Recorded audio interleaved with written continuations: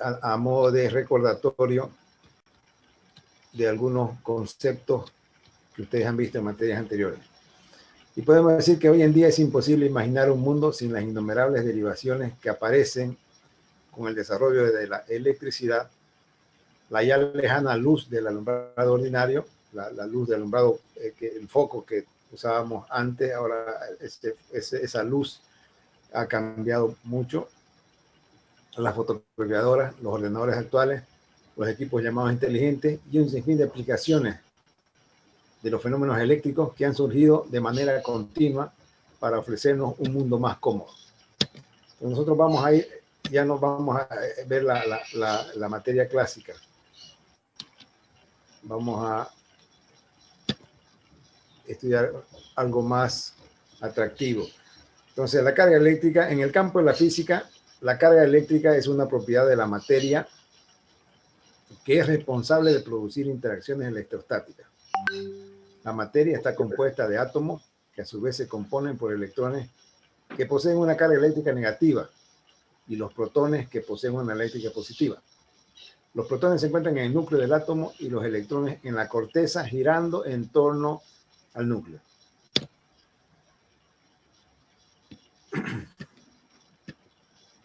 Vamos a ver este concepto. ¿Qué es la carga eléctrica?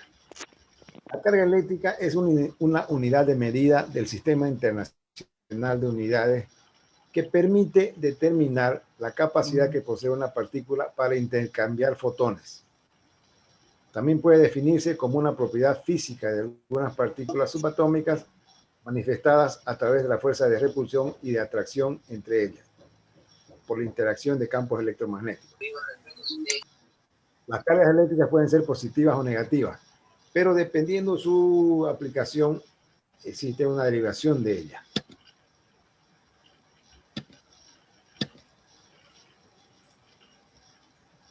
Dentro de sus propiedades, las cargas eléctricas cuentan con las siguientes propiedades. Es una magnitud cuantizada, lo que quiere decir que cualquier cuerpo es siempre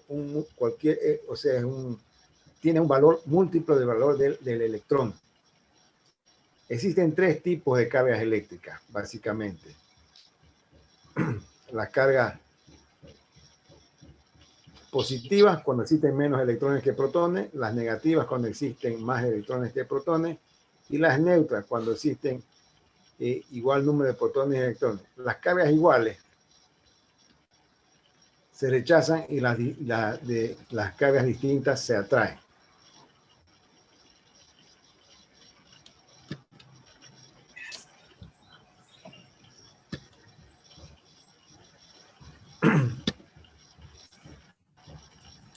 Dentro de la fuerza de atracción o repulsión que existe entre las cargas,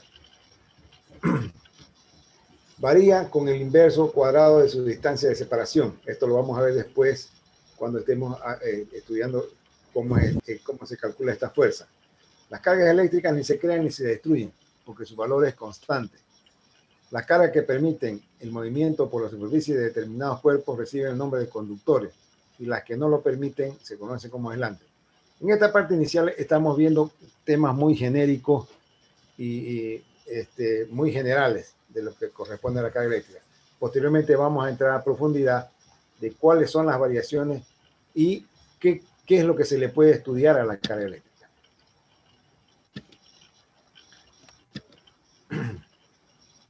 El símbolo de la carga eléctrica es el E del electrón y tiene un valor de 1.602 por 10 a la menos 19 coulombs o coulombs, dependiendo cuál es la literatura que estemos aplicando. La unidad de la carga eléctrica es el coulombio, simbolizado por la letra C, según el Sistema Internacional de Unidades. C es igual a la cantidad de carga que ejerce sobre otra carga igual a la distancia de 1 metro. O sea, tenemos dos cargas iguales, pero una ejerce sobre otra a la distancia de 1 metro.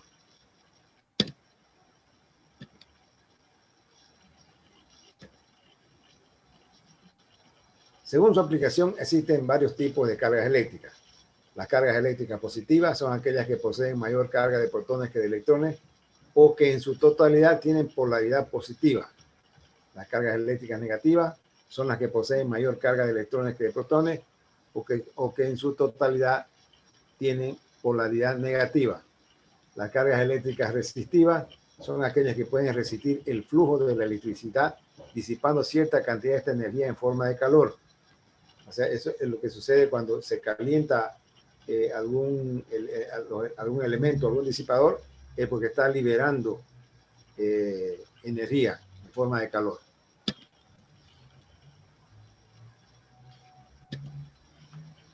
Las cargas eléctricas inductivas son aquellas que poseen un tipo de material conductor que al estar en contacto con la corriente eléctrica genera un campo magnético en torno a ella.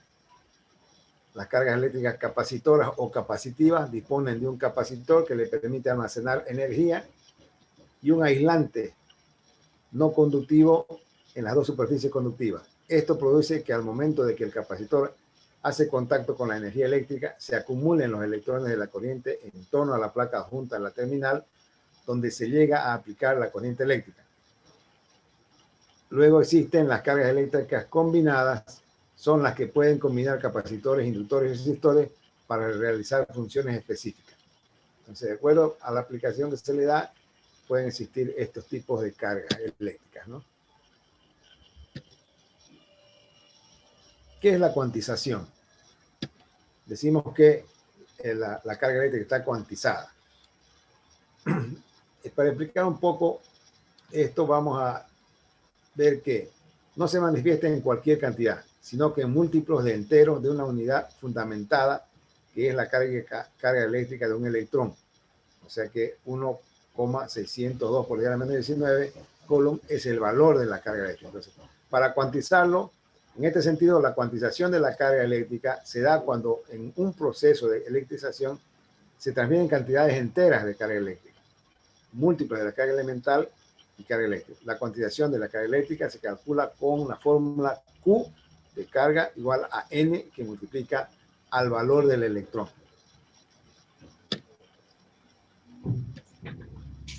Ejemplo.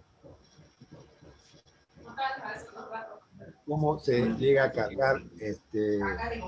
Los ejemplos son comunes y sencillos que lo podemos ver principalmente en esta época seca, como este clima que tenemos en este momento, que es un poco seco, es donde más se puede electrificar, ¿no?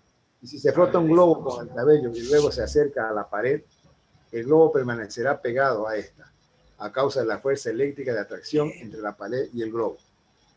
La fricción de las nubes con el aire producen que las nubes se carguen de electricidad y que luego se produzcan descargas eléctricas en el aire.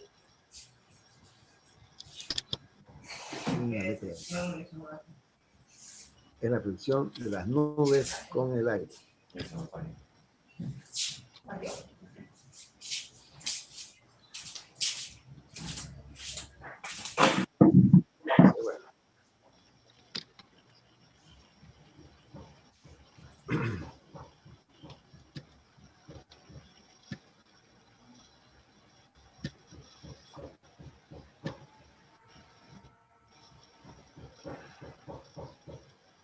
Otro ejemplo muy sencillo y que lo podemos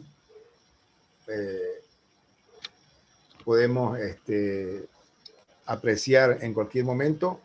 Luego de peinarse es posible levantar pedazos pequeños de papel con el peine. Esto sucede porque el peine se carga con los electrones del cabello, que son negativos, y luego atraen las cargas de papel y por eso se adhieren al peine. Entonces, al frotar un peine o al peinar con el cabello seco, obviamente, se carga el peine negativamente y se pueden atraer pedazos de papel. También al frotar una cuchara de plástico con una franela, y a la cuchara se adhiere una carga negativa. Luego, si acercamos la cuchara a un chorro de agua en caída vertical, se podrá ver una pequeña desviación debido a que la carga negativa del agua y la de la cuchara, como se repelen, entonces el agua tiende un poquito a desviarse de su caída vertical. Estos ejemplos son sencillos, pero que se los puede hacer en cualquier momento con relación a la carga eléctrica. Ahora les traigo acá un pequeño resumen de lo que es la carga eléctrica para entender la concepción de la misma. Entonces, la carga eléctrica puede ser positiva o negativa si es que no vemos sus aplicaciones. También la carga eléctrica es una propiedad intrínseca de la materia, o sea, toda materia tiene carga eléctrica. La carga eléctrica la adquieren los cuerpos mediante métodos de carga, frotamiento, contacto, inducción. ¿Y qué poseen? Exceso de electrones, carga negativa, déficit de electrones, carga positiva. Fíjense que siempre nos referimos a los electrones como la unidad de la carga eléctrica. No decimos protones, que son los electrones positivos, que es el mismo valor del electrón positivo, sino carga son electrones. Si hay muchos electrones, exceso de electrones es una carga negativa. Y si hay un déficit de electrones, menos electrones, es la carga positiva. El valor del electrón es 1.602, 177 por 10 a la menos 19 coulomb. Eso tienen que ir anotándolo. Les aconsejo que a medida que vamos avanzando la materia, ustedes vayan creando o armando su fórmula para que podamos resolver los ejercicios. Todos los elementos que tienen propiedades físicas y químicas semejantes se encuentran agrupados en la tabla periódica. Desde el punto de vista eléctrico, todos los cuerpos simples o compuestos formados por estos elementos se pueden dividir en tres amplias categorías: conductores, aislantes y semiconductores.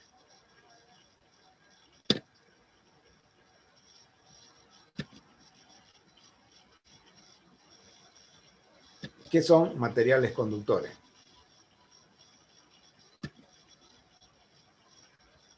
En la categoría conductores se encuentran agrupados todos los metales que en mayor o menor medida conducen o permiten el paso de la corriente eléctrica por sus cuerpos. Entre los mejores conductores, por orden de importancia, para uso de la distribución de la energía eléctrica, de alta, media y baja tensión.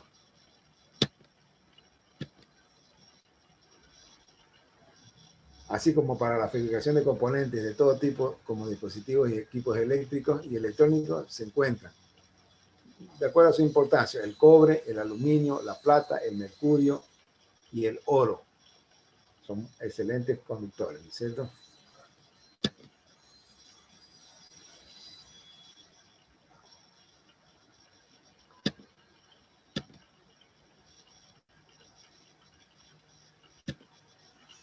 Materiales aislantes o dieléctricos. Los dieléctricos son materiales que no conducen la electricidad, por lo que pueden ser usados como un aislante eléctrico. A diferencia de los cuerpos metálicos buenos conductores de la corriente eléctrica. Entonces, hay diferentes tipos de materiales que son dieléctricos, que no conducen la electricidad.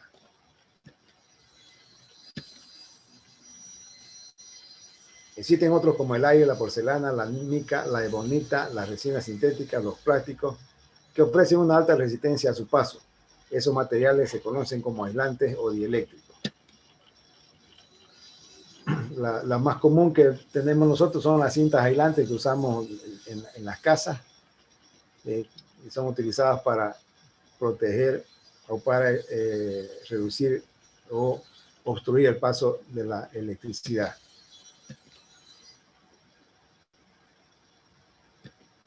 Los materiales semiconductores constituyen elementos que poseen características intermedias entre los cuerpos conductores y los aislantes, por lo que no se consideran ni una cosa ni la otra. Sin embargo, bajo determinadas condiciones, esos mismos elementos permiten la circulación de la corriente eléctrica en un sentido, pero no en el sentido contrario.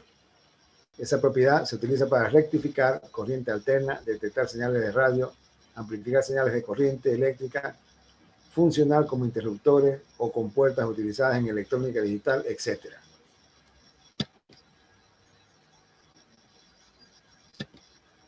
Para efectos de estudio, les hago recuerdo lo siguiente. La diferencia, en electricidad se analizan o se estudian altas tensiones y altas corrientes. Y en electrónica se estudian bajas tensiones y bajas corrientes. Para que no pero los efectos fundamentales son los mismos.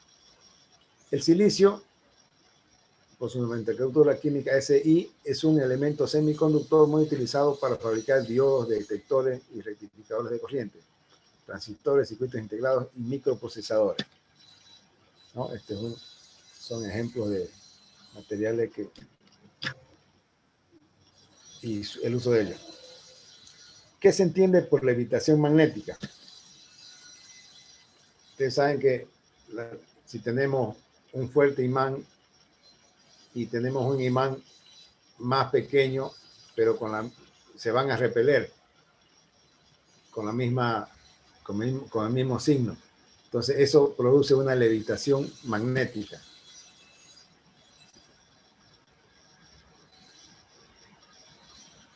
¿Cómo es posible realizar una resonancia magnética nuclear? Esto es utilizado en electromedicina.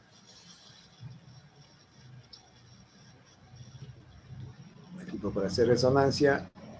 En algunas otras aplicaciones que suenan sorprendentes, son posibles gracias a los materiales superconductores. Aquí también otro ejemplo de levitación.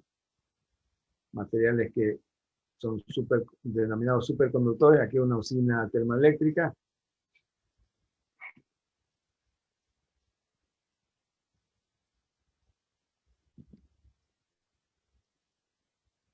Entonces la pregunta es, ¿qué es un material superconductor?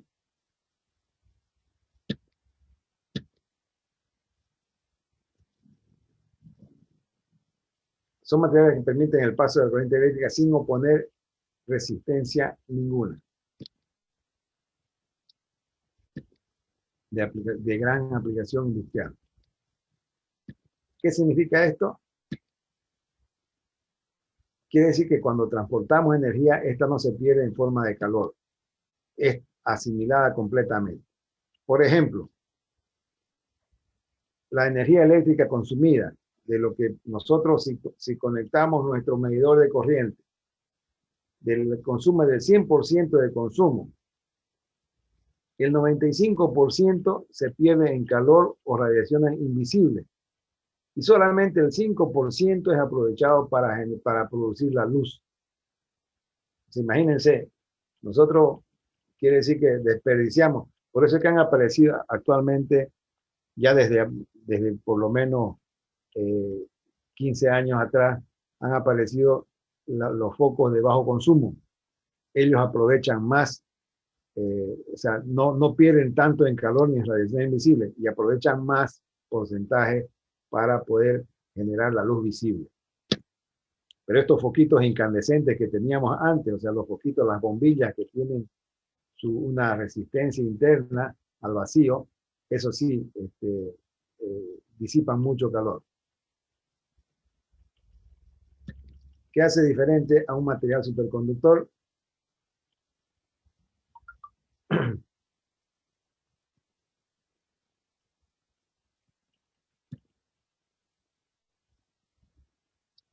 Lo que hace diferente a un material superconductor son las propiedades que obtiene al llegar a la superconductividad.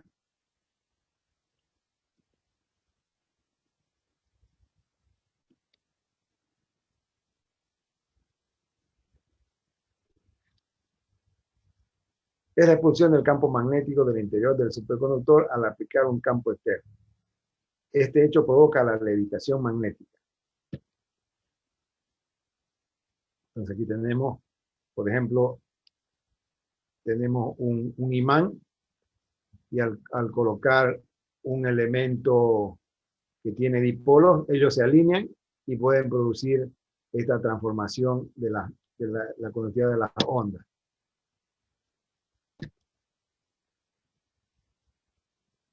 La resistencia eléctrica es igual a 0. El rebanamiento atómico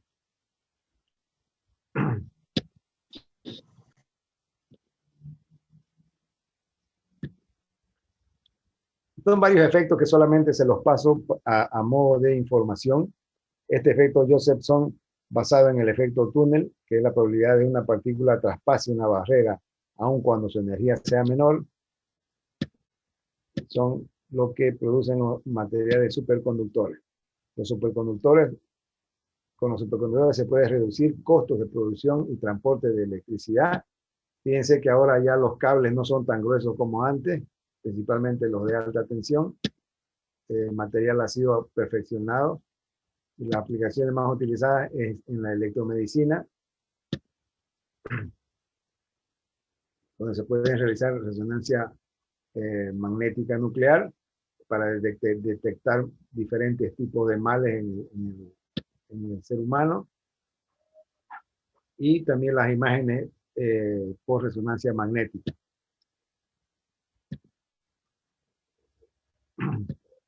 Con estos materiales se reducen los tamaños de los aparatos electrónicos,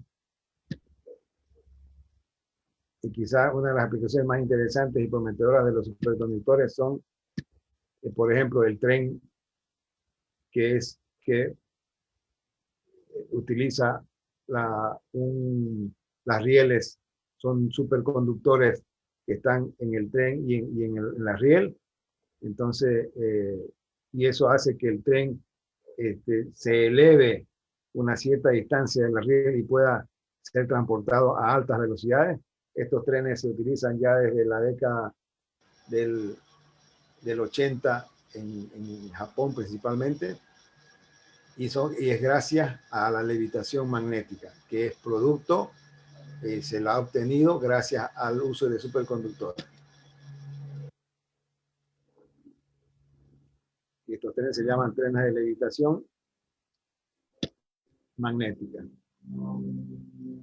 Ahora vamos a, después de esta introducción sobre lo que son los materiales, vamos a comenzar a estudiar la ley de Coulomb.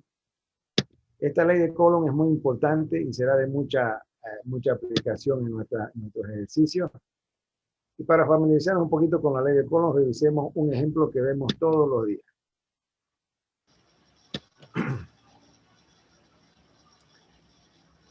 ¿Qué interacción existe entre la Luna y nuestro planeta? ¿Qué pasa? ¿Por qué la Luna siempre está en una posición que la podemos ver todos los días durante ciertas horas? Bueno, a veces todo el tiempo, pero normalmente debería estar una cierta cantidad de horas visible. La Tierra y la Luna se atraen mutuamente por una fuerza de gravitacional, o F sub índice G, fuerza de gravedad. Entonces aquí tenemos la Tierra y la Luna, están separadas por cierta distancia. La expresión que las involucra, tenemos que la masa 1 y masa 2 de ambos cuerpos, la distancia es R entre ambos cuerpos, y una constante G, o una constante universal gravitacional. Entonces tenemos la Tierra y la Luna, están separadas por una distancia R, y tenemos una constante G, una constante de gravedad.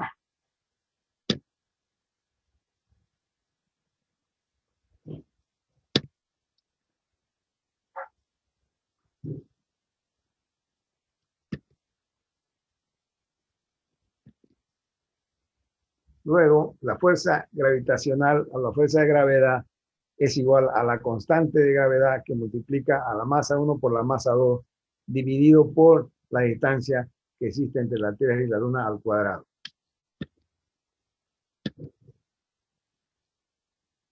Entonces, ¿qué es lo que mantiene a la Luna a cierta distancia? Es esta fuerza que hay entre los dos cuerpos.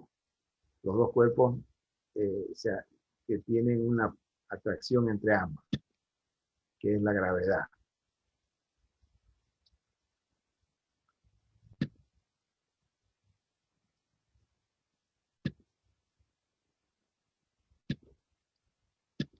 Entonces, este señor Coulomb fue y estudió esta relación, y esta atracción ocurre entre cualquier cuerpo celeste, así como también con las estrellas. Algo semejante ocurre al nivel mucho más pequeño, que son las cargas eléctricas. O sea, si imaginamos el universo tan grande que es, podemos considerar dos cargas eléctricas en nuestro medio, ¿no? Si nosotros consideramos el universo y consideramos a dos cargas eléctricas que tienen la misma característica de la Tierra y la Luna con su atracción. Entonces, esta ley de Coulomb sirve para expresar la fuerza de interacción entre dos cargas puntuales, Q1 y Q2. Escuchen bien, dos cargas puntuales, pequeñas en relación con la distancia que las separa. Es muy semejante a la que vimos para la fuerza gravitacional entre la Luna y la Tierra. Entonces, tenemos una fuerza donde la distancia es muy grande con relación al tamaño de la distancia entre las dos cargas es muy grande con relación al tamaño de las cargas.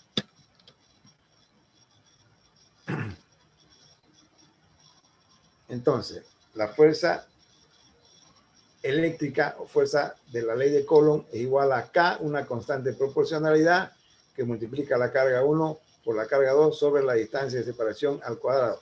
O también se dice que la fuerza eléctrica es inversamente proporcional a la separación de las cargas y es directamente proporcional a la multiplicación de las cargas en observación o las cargas Q1 y Q2. Siempre me voy a referir a carga Q1 y Q2 porque solamente esta parte electrostática se refiere, como lo hemos dicho anteriormente, a cargas puntuales. Entonces aquí tenemos otra formulita para su formulario. F sub índice E o fuerza eléctrica es igual a K, constante de proporcionalidad, que multiplica Q1 por Q2 sobre la distancia al cuadrado. Esto quiere decir que la fuerza eléctrica es directamente proporcional al producto de las cargas e inversamente proporcional al cuadrado de la distancia que separa dichas cargas, dependiendo de una constante K según el medio en que estén presentes.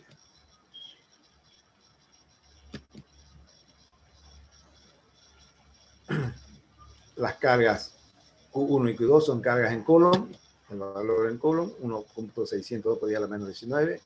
R, la distancia R siempre es generada en metros.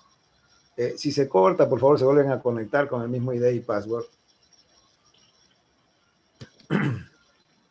R, la distancia es en metros. K es una constante proporcionalidad que depende del medio. Y en el vacío o en el aire, normalmente decimos el vacío o el aire, corresponde aproximadamente a 9 por 10 a la 9 newton por metro al cuadrado sobre el Coulomb cuadrado.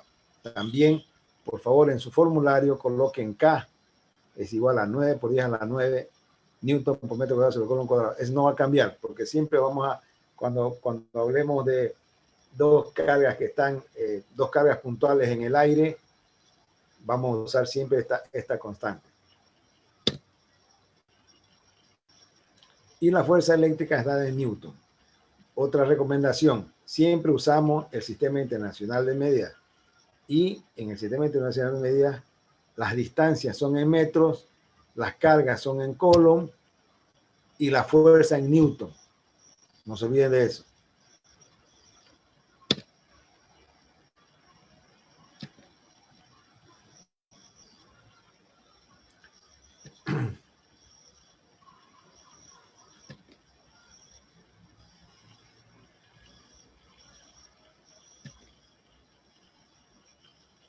Ilustramos la ley de Coulomb de la siguiente manera. En este ejemplo tenemos dos cargas puntuales, iguales a un Coulomb y separadas por 1 metro en el vacío. Entonces, esto nos dice que la ley de Coulomb se refiere a estas dos cargas puntuales separadas por 1 metro y cada carga tiene un Coulomb.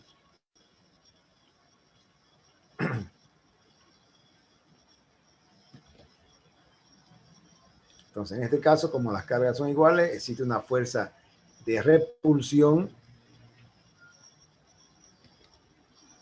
entre ambas. Tenemos las siguientes consideraciones. Respecto a la ley de Coulomb, hay que considerar lo siguiente. Se aplica a cargas puntuales, solamente cargas puntuales. La fuerza eléctrica es una magnitud vectorial, por lo tanto, hay que considerar suma de vectores. Si fuerza eléctrica es mayor que 0, hay repulsión. Entonces Q1 y Q2 tienen la misma carga. el mismo signo. Si la fuerza eléctrica es menor que 0, hay atracción. Entonces Q1 y Q2 tienen signos opuestos o distinta carga.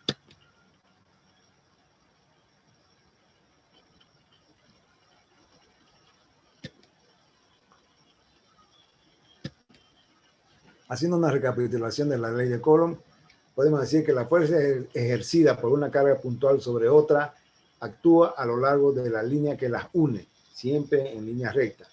Esta fuerza varía inversamente con el cuadrado de la distancia que las separa y es proporcional al producto de las cargas. La fuerza es repulsiva si las cargas son del mismo signo y atractiva si son de signo contrario. Aquí tenemos otro grafiquito. Tenemos que, en este caso, si Q1 y Q2 son iguales, tendremos una repulsión, y si Q1 y Q2 son diferentes, tenemos una atracción.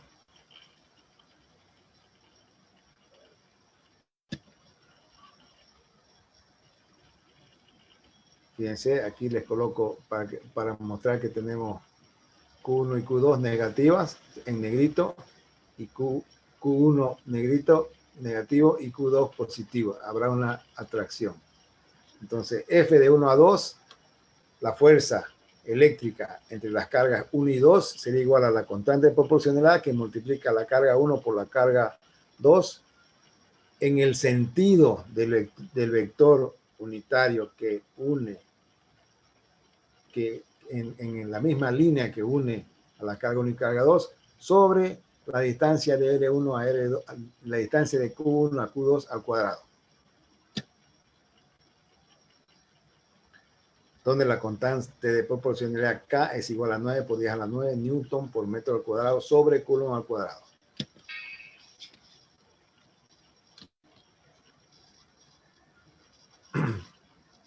Observación, cuando el signo de Q1 es igual al signo de Q2, el vector U de 1 a 2 y el vector F de 1 a 2, o la fuerza, tiene el mismo sentido. Fíjense en el grafiquito que tenemos, U2, U de 1 a 2, el vector U de 1 a 2 será igual, tiene el mismo sentido que el vector fuerza de 1 a 2. Y al contrario, si tienen las cargas diferentes, tienen sentido diferente.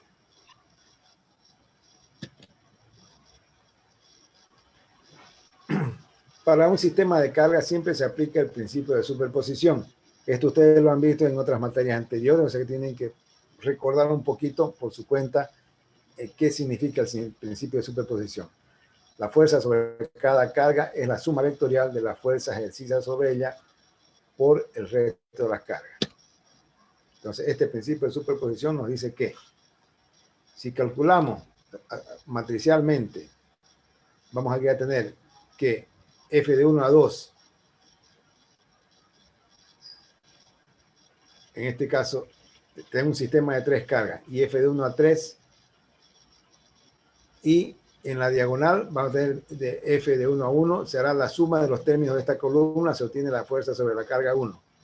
En esta posición 2, 2, tenemos que la suma de los términos de esta columna se obtiene la fuerza sobre la carga 2. Y en la posición 3, 3, sumando los términos de esta columna se obtiene la fuerza sobre la carga 3. O sea que la fuerza sobre la carga 3 será igual a la fuerza de 1 a 3 más de 2 a 3. La fuerza de 2 en punto 2, 2 será la suma de la fuerza de 1 a 2 más la suma de la fuerza de 3 a 2. Y la fuerza de 1 a 1 será igual a la suma de la fuerza de 2 a 1 más la suma de la fuerza de 3 a 1. Entonces aquí está el sistema de carga. Y tenemos que dos cargas iguales, Q1 y Q3, electrones, y Q2, protón. Entonces va a haber una atracción entre Q2 y Q3, una atracción entre Q3 y Q1. Se pasó. Y una atracción entre una repulsión entre Q1 y Q3. Aquí tenemos la fuerza de 3 a 1 y la fuerza de 1 a 3 se repelen. Y la fuerza de 1 a 2 se atrae con la fuerza de 2 a 1. La carga 2 con la carga 1 se atraen, la carga 2 con la carga 3 se atraen, y la carga 1 y 3 se repelen.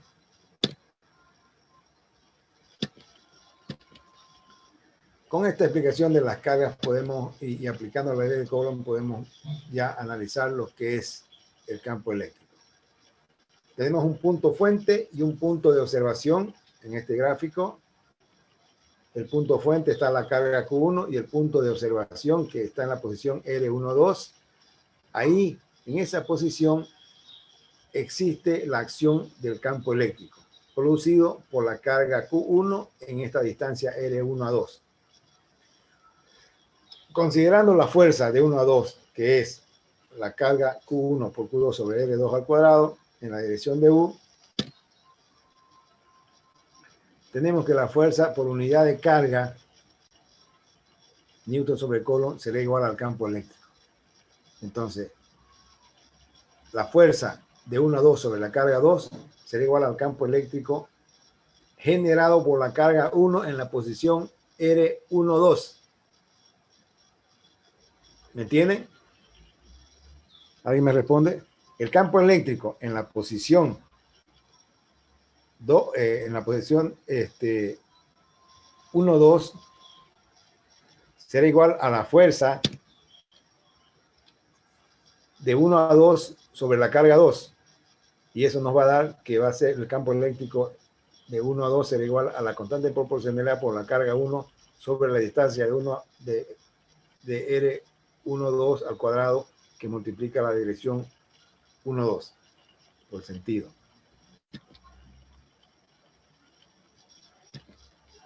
Entonces, ¿qué nos dice esto? Nos dice que una carga genera campo eléctrico que es equipotencial en las diferentes distancias donde se observa. En este gráfico tenemos en la distancia R, tendremos un campo eléctrico que es perpendicular a la línea equipotencial y es E de R.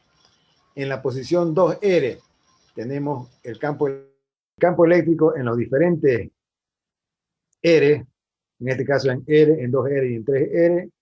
Tenemos que el campo eléctrico E de R, el campo eléctrico E de 2R es igual a E de R sobre 4 y el campo eléctrico en E de 3R es igual a E de R sobre 9 para una distancia de 3R.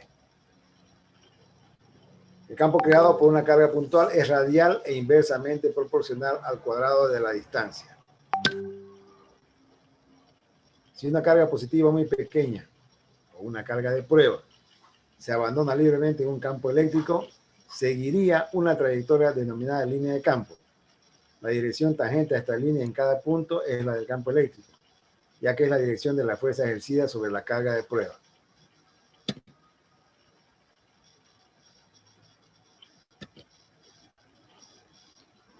Las líneas de campo también se llaman líneas de fuerza, porque su tangente muestra la dirección de la fuerza ejercida sobre una pequeña carga positiva de prueba. La densidad de línea de campo en cualquier punto, o sea, número de líneas por unidad de área perpendicular a las líneas, es proporcional a la magnitud del campo en dicho punto. Siempre las cargas de prueba son positivas, ya que la normalización de la carga es el electrón.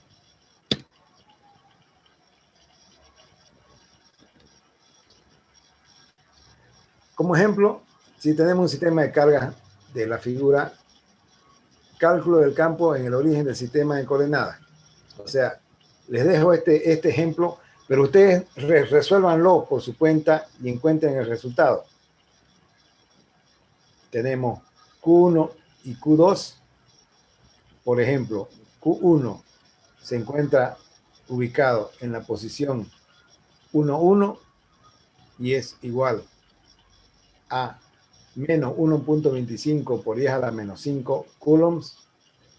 La carga Q2, que es positiva, ubicada en la posición menos 1, 0, menos 1 en el eje X y 0 en el eje Y su valor es de 5 por 10 a la menos 6 coulombs.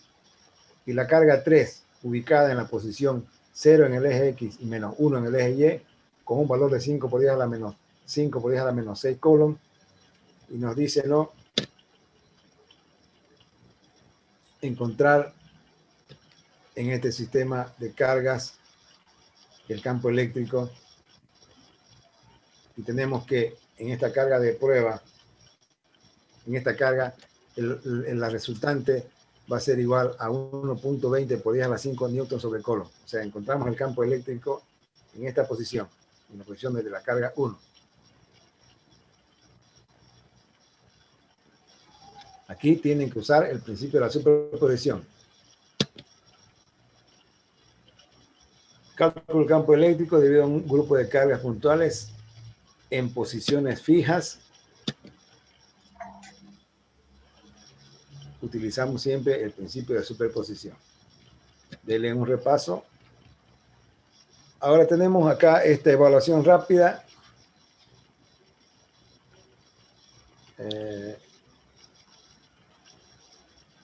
Aquí vamos a cambiar un poquito y nos pregunta, ¿no?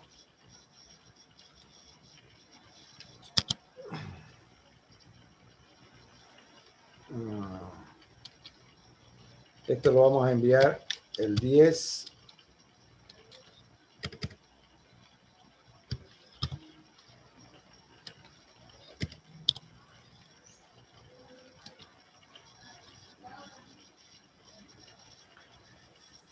Esta evaluación rápida, les dejo estos ejercicios, la van a presentar el lunes 10 y se refiere a lo siguiente. Nos pregunta, ¿qué cantidad de electrones es necesaria para obtener una carga total de menos 1.2 microcoulomb?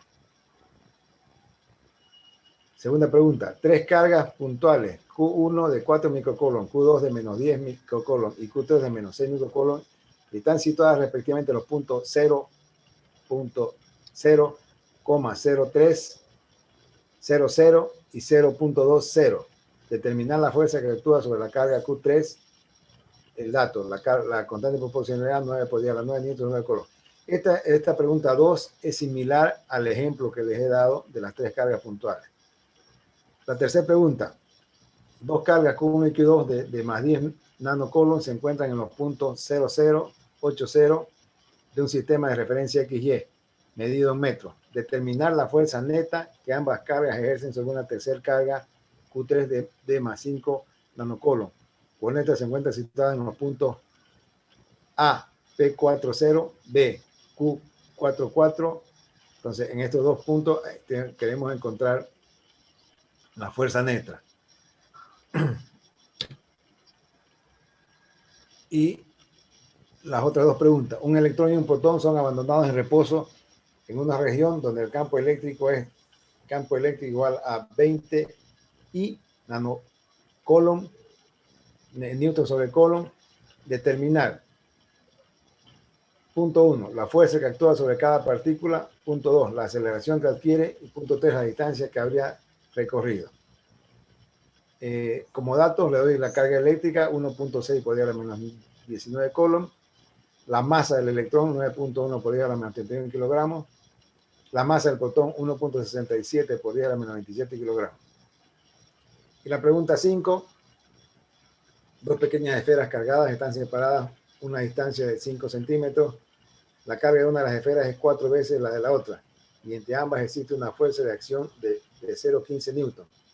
Calcule la carga de cada esfera y el módulo del campo eléctrico en el punto medio del segmento que la une. Entonces, estas 5 preguntitas, vamos a hacer una evaluación rápida. El lunes,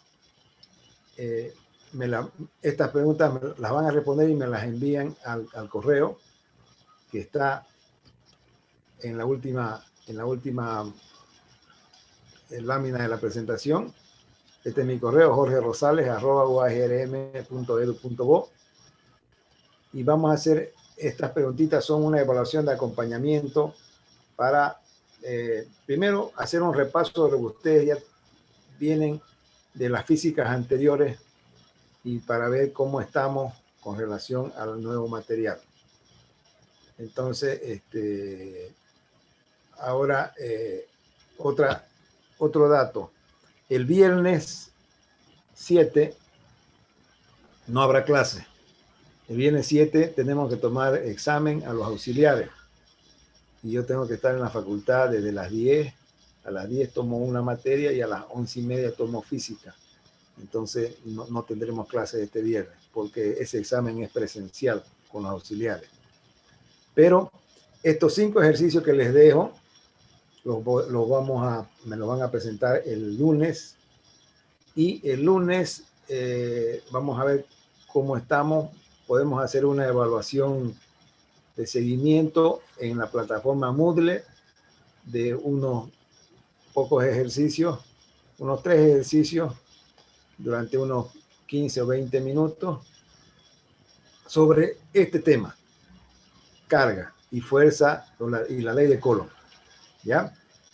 Yo les voy a preparar el cuestionario y ustedes van a responder en la plataforma y la respuesta va a ser automática.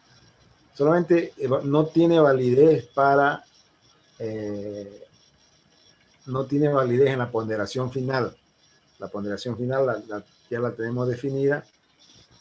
El primer parcial son las unidades 1 y 2, el segundo parcial la unidad 3 y el final las unidades 4 y 5.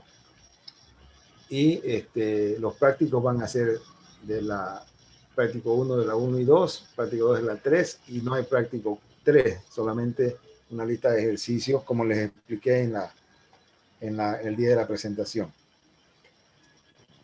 Bueno, con esto terminamos la materia de hoy día. ¿Tienen alguna pregunta? Antes de que comencemos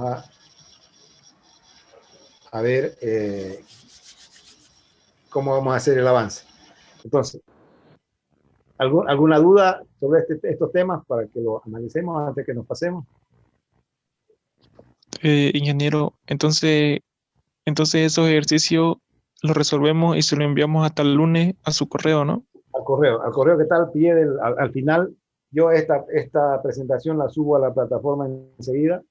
Ustedes pueden entrar a la plataforma con su código, con su acceso, y lo pueden bajar tanto la presentación de la clase anterior como esta de hoy día.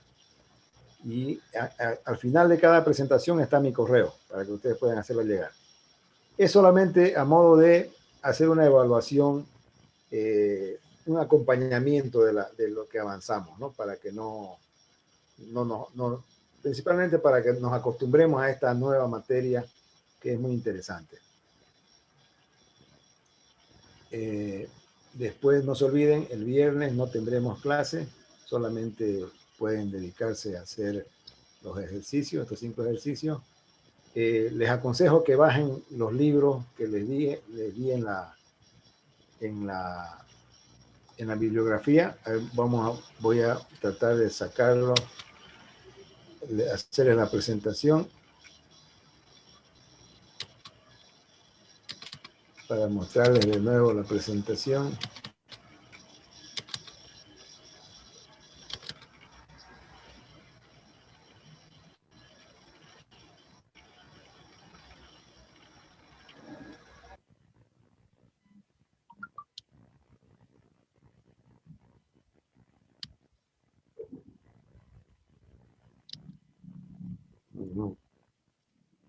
Bueno, aquí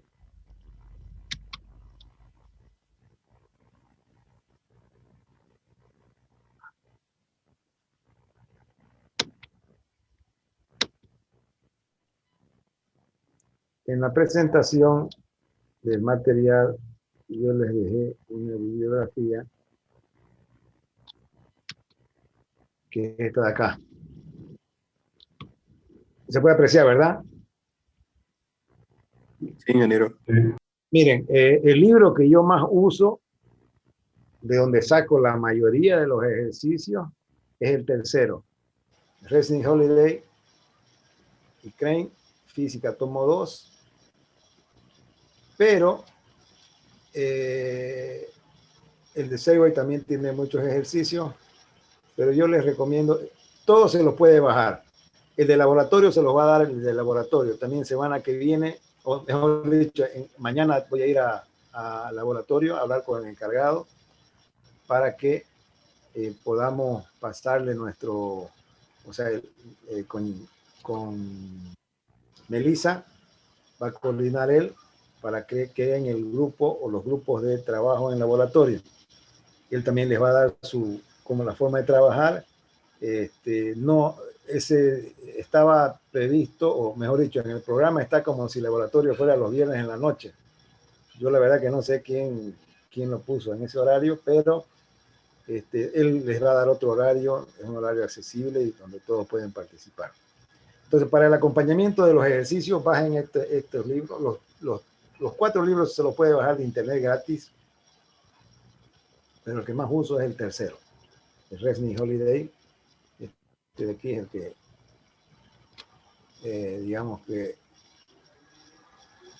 el que ustedes tienen que, o lo vamos a poner con otro color para que diferencie y lo puedan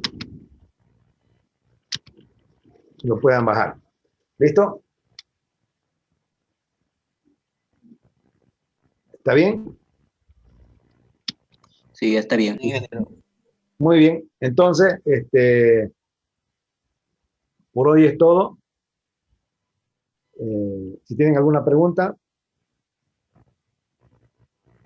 si está todo de acuerdo y conforme, entonces les agradezco por su participación y presencia y nos vemos el lunes, porque el viernes no tendremos clase. Les encargo que resuelvan los ejercicios. Si tienen alguna pregunta sobre los ejercicios, me los hacen saber a través de Melissa. Melissa es la coordinadora y ella va a estar coordinando todas las actividades que tengamos conmigo. Después en el foro les voy a dejar información para resolver para la evaluación de seguimiento que será hecha el lunes. ¿Ya? Como les vuelvo a repetir, para que no se asusten, la evaluación del lunes no tiene validez en nota. Es solamente para que hagamos una prueba de cómo será nuestro primer y segundo parciales y el final a través de la plataforma Moodle. ¿Listo? Bueno, jóvenes, muchas gracias y hasta el lunes. Hasta luego, ingeniero. Hasta luego, ingeniero. Hasta luego, ingeniero.